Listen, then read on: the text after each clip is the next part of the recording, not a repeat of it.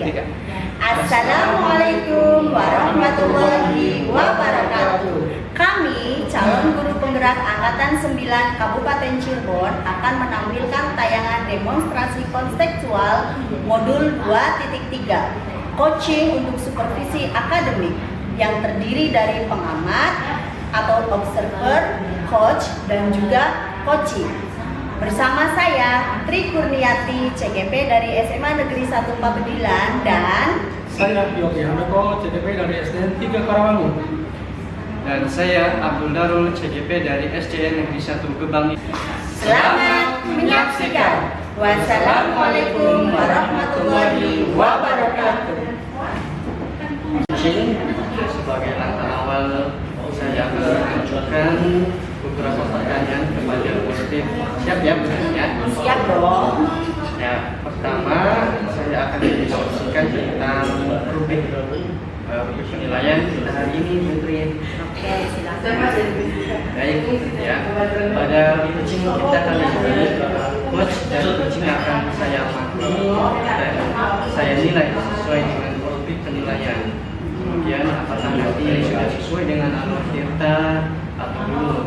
Kemudian bagaimana cara memberikan pertanyaan berbobot kepada kucing sendiri, dan juga bagaimana kucing tersebut merespon atau menanggapi pertanyaan dari coach berikutnya. Kemudian ibu juga jangan lupa untuk bisa menyesuaikan dengan prinsip coaching, di antaranya yaitu kemitraan, proses yang kreatif, dan memaksimalkan potensi. Dan selanjutnya pertanyaan pertama yang akan saya tanyakan kepada ibu adalah kompetensi apa yang akan ibu kembangkan pada kucing itu sendiri.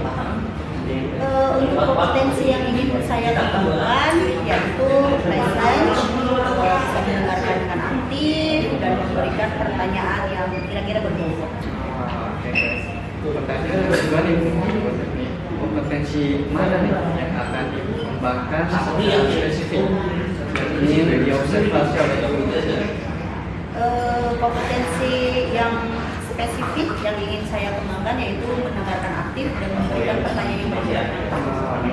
Kemudian yang terakhir, harapan apa nih? Harapan atau indikator pencapaian apa yang diinginkan oleh ibu dalam proses coaching itu sendiri? Saya ingin coach saya ini bisa menemukan solusi dari berbagai permasalahannya atau berhasil menemukan langkah-langkah dalam menyelesaikan masalahnya nanti. Baik. Dan baik untuk cari observasi kali ini. Setelah ini silakan melakukan proses coaching terhadap kucing. Terima kasih Ibu Nid sebelumnya atas waktunya. Terima kasih atas kesempatannya Pak Darul. Selamat siang Ibu Nid. Apakah untuk hari ini? Selamat siang Pak Yopi. Alhamdulillah waktu saya banyak buat Pak Yopi. Tapi ngomong ada apa Pak Yopi? Kenapa mukanya murung sekali? Iya, nih. Kalau habis makan juga, terus mohon maaf nih, jadi saya akan mengganggu waktu ini. Gak apa-apa, buat Pak Yopi apa sih yang tidak? Santai saja, santai. Selalu gitu sama saya. Begini nih, saya mengikuti tentang masalah saya. Apakah untuk mengatasi masalah ini? Emang Pak Yopi punya masalah apa? Jadi Cibu cuma ya ganjil hati saya tuh. Tadi saya ingin mendapatkan solusi dari permasalahan atau kebijakan yang masalah yang saya hadapi. Kira-kira apa yang bisa saya lakukan Pak Yopi nih? Iya nih. Kemarin Jadi masalahnya apa ini Pak Yopi? kemarin tuh ya, yang lalu saya itu kepala sekolah itu saya itu mendapat teguran dari beliau. Nah, yang membuat Pak Yopi dapat teguran itu kenapa? Jadi saya sedih sebenarnya Bu, masalah itu ya tidak begitu serius sih, cuma karena teguran itu jadi saya agak nggak enak juga sama kepala sekolah.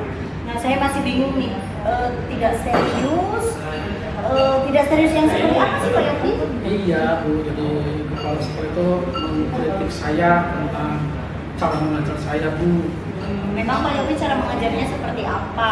Apakah Pak Yopi itu tidak bisa mengkondisikan kelas, apa tidak bisa mengajar di dalam kelas, atau seperti apa itu kira-kira? Jadi dia itu seperti itu tidak setuju waktu saya mengajar itu tidak memakai buku teks Bu. Oh gitu. Terus pada saat kepala sekolah menegur Pak Yopi, kira-kira respon Pak Yopi seperti apa? Ya, saya sejujurnya itu menyampaikan kepada beliau bahwa kalau selama ini saya itu menggunakan berbagai sumber konferensi, terus kemudian YouTube, yang terus menggunakan buku yang mengacu pada kurikulum Bu. Tapi ketika saya sampaikan seperti itu, beliau merasa tersinggung atau mungkin saya menyampaikannya agak nadanya agak tinggi atau tidak sesuai dengan keinginan kepala sekolah, bagaimana itu kurang tahu saya Bu. Oh begitu. Jadi masalahnya kepala sekolah merasa tersinggung. Kalau begitu nih Pak Yopi, saya pengen tanya ya. Selama ini, apakah Pak Yopi apa yang Pak Yopi lakukan di dalam proses belajar mengajar kemarin? Seperti saya ceritakan di awal saya itu menggunakan berbagai sumber dari buku perpustakaan, terus kemudian mengajak anak untuk menonton video-video pembelajaran yang interaktif dan menyenangkan. Terus kenapa Pak Yopi tidak menggunakan buku teks? Ya, menurut saya sumber yang saya gunakan ini sudah memudahkan siswa. Siswa itu juga termotivasi dan mengacu pada kurikulum. Sebenarnya sudah bagus ya, apa yang dilakukan oleh Pak Yopi ini sudah bagus sekali. Nah, bagaimana hasilnya saat Pak Yopi mengajar menggunakan sumber belajar tersebut? Seperti apa yang kita ketahui tentang karakter siswa itu kan berbeda-beda tuh. Bagaimana Pak Yopi bisa membedakannya? Kebutuhan belajarnya pun juga kan berbeda-beda Pak Yopi. Betul sekali Bu ya. Kenapa saya nggak kepikiran kesana ya? Selama ini ada beberapa siswa yang hasilnya masih memang kurang maksimal dalam proses pembelajaran Bu. Nah, itulah Pak pentingnya buku teks sebagai sumber belajar. Mungkin harapan dari Pak Kepala Sekolah itu kemarin adalah seperti itu Pak, supaya Pak Yopi itu bisa menggunakan sumber belajar dengan buku teks, juga bisa membeda-bedakan kemampuan siswa. Itu Pak Yopi. Iya juga. Saya pikir ada beberapa juga ya Bu ya. Iya. Nah, setelah Pak Yopi bercerita, sekarang gimana nih perasaan Pak Yopi? Dok, ya sekarang alhamdulillah nih dengan terus terang ke Putri, saya merasa tadi kurang merasa nyaman, saya menjadi resah di rumah juga kepikiran terus dengan masalah ini, sehingga akibatnya pekerjaan menjadi agak terbengkalai Bu. Oh ya, oke. Jika saya dapat menyimpulkan ya, berarti yang mengganjal dalam perasaan Pak Yopi pada saat supervisi kemarin itu karena Pak Yopi tidak menggunakan buku teks, ya kan, sebagai sumber belajar. Dan ketika Pak Kepala Sekolah memperingatkan, Pak Yopi malah memberikan argumen, sehingga hal itu yang membuat beliau merasa tersinggung. Iya, seperti itu masalahnya Bu. Iya. Dari apa yang sudah Pak Yopi sampaikan, kira-kira apa rencana Pak Yopi ke depannya nih? Saya nanti akan melalui kepala sekolah itu, dan saya juga akan minta maaf kepada beliau. Saya mengatakan bahwa apa yang saya sampaikan dalam pembelajaran di kelas itu saya itu tidak menggunakan buku sumber, sehingga proses pembelajarannya kurang maksimal.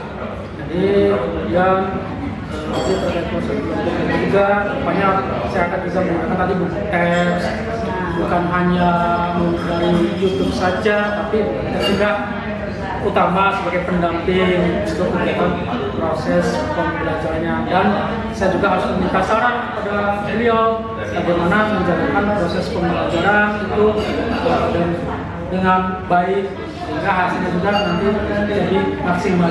Masya Allah, luar biasa sekali Pak Yopi itu saya kira rencana yang bagus. Saya bingung tuh Pak Yopi. Lalu nih bagaimana dengan proses belajar mengajar Pak Yopi selanjutnya Ya. setelah kejadian ini? Tadi kan bahasanya kita membuku teks itu ya. Jadi saya ini saya akan memakai buku teks untuk sumber belajar utama. Walaupun nanti sumber belajar yang kemarin akan saya terapkan juga, karena siswa itu sudah nyaman dan termotivasi dalam kegiatan proses pembelajaran tersebut. Oke, langkah yang sudah Pak Yopi ambil itu sudah sangat tepat sekali, dan saya setuju dengan beberapa ide yang Pak Yopi sampaikan tadi.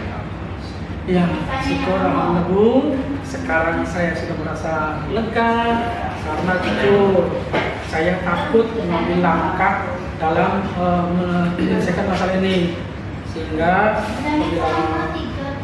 jika sudah berusaha dengan atasan kita, nanti saya akan merasa khawatir, takut nanti salah langkah ke depannya. Syukurlah kalau begitu Pak Yopi. Pak Yopi sudah merasa lega, saya juga sudah senang bisa membantu Pak Yopi. Lalu dari yang sudah Pak Yopi rencanakan tadi ini, komitmen apa yang akan Pak Yopi lakukan untuk menjalankan rencana itu Pak Yopi? Nah, untuk hal itu dalam proses belajar, saya akan mengacu pada kurikulum, Bu. Kemudian untuk mematuhi aturan-aturan yang ada, termasuk aturan dari kepala sekolah tentang penggunaan buku teks pelajaran. Lalu dukungan apa yang dibutuhkan Pak Yopi untuk melakukan komitmen tersebut? Ya, itu juga masih dalam proses saya, Bu. Mungkin saya akan coba berkomunikasi dengan teman-teman yang ada di KKG, terus kemudian rekan guru-guru juga. Jadi kami akan bisa sama-sama saling kolaborasi dengan mereka, Bu.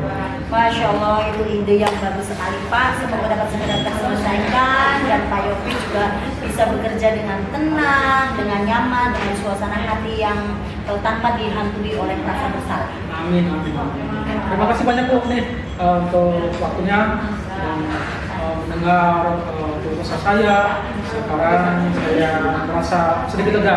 Semoga kita menjadi guru-guru yang bisa memberikan perladan yang baik kepada siswa-siswa. Amin, amin ya Rabbal Alamin. Itu aja, Bu, ya. Oke, terima kasih Pak Yopi. Assalamualaikum warahmatullahi wabarakatuh. Alhamdulillah, waalaikumsalam warahmatullahi wabarakatuh. Adanya internet, saya sudah melakukan proses coaching dengan baik ya, Bu, ya. Gimana, Bu? Alhamdulillah tadi sudah dan berjalan lancar. Sebelum penutupan ya, saya akan kembali menanyakan beberapa pertanyaan pasca observasi tadi ya. Yang pertama, apa saja yang sudah dilakukan pada saat melakukan coaching terkait indikator siapa yang dilakukan? Oke, di coaching ini saya sudah melakukan coaching dengan alumni kita, yaitu dengan menanyakan tujuan, identifikasi masalah, terus rencana aksi dan tanggung jawab, sehingga dengan alumni kita tersebut ya bisa membuat coaching untuk mampu menggali dan menceritakan permasalahan apa yang sedang dihadapi dan menemukan beberapa solusi. Baik, terima kasih. Nah, kemudian berikutnya Setelah tadi saya mengakui proses coaching itu sendiri yang sudah dilakukan, menurut pendapat saya secara keseluruhan prosesnya sudah sangat luar biasa, sudah berjalan dengan baik dan juga proses alurnya sudah sesuai dengan alur kita itu sendiri. Kemudian Ibu juga sudah mampu menggali permasalahan dengan memberikan pertanyaan yang sangat tepat, juga yang kepada lakukan kepada kucing itu sendiri, sehingga beliau mampu menemukan solusi dari permasalahan yang sedang dihadapinya. Selanjutnya, tadi juga saya mengamati proses kucingnya sudah sesuai dengan prinsip kucing. Baik, kemudian pertanyaan terakhir yang sebelum ditutup yaitu kompetensi apa lagi yang ingin dikembangkan berdasarkan hasil proses kucing yang barusan tadi kita lakukan itu sendiri. Kompetensi yang ingin saya kembangkan lagi yaitu cara memahami proses dan alur cerita, sehingga kedepannya saya dapat menampilkan sebuah proses coaching dengan lebih baik lagi dan lebih perfect lagi. Itu yang saya lakukan itu supaya apa yang diharapkan saya bisa melakukan proses coaching itu dengan lebih baik. Oke, demikian proses observasi kita kali ini Madrid. Semoga bermanfaat baik kita untuk semuanya. Saya akhiri. Terima kasih. Assalamualaikum warahmatullahi wabarakatuh. Waalaikumsalam warahmatullahi wabarakatuh.